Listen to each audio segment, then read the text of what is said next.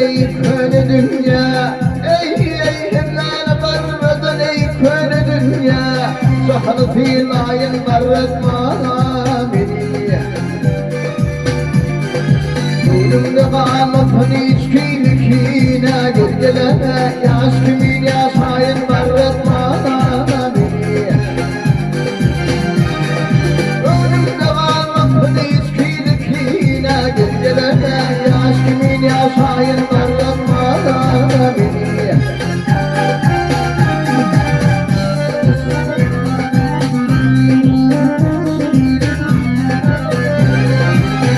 Yedim yine atamayını, hayravanın bölündürün atayını.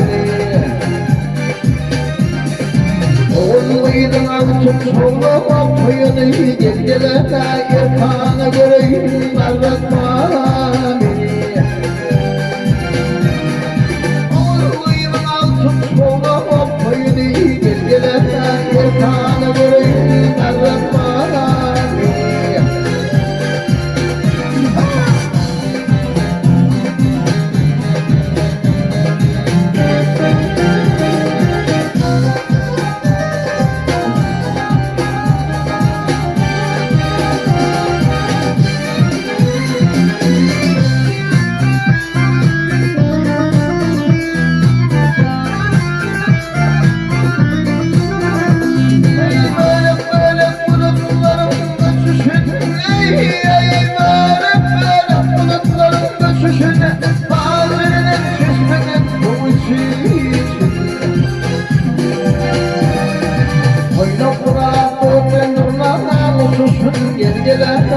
Kana filayın barratma beni.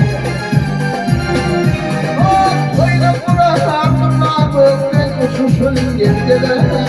Kana filayın barratma beni.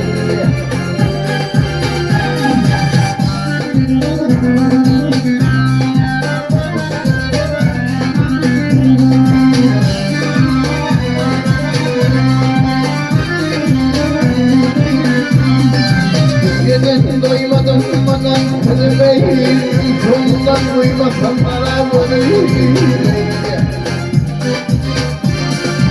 Vatandan toprağın kırdı Rabbime, gecelere yatağına geleyim barratma beni.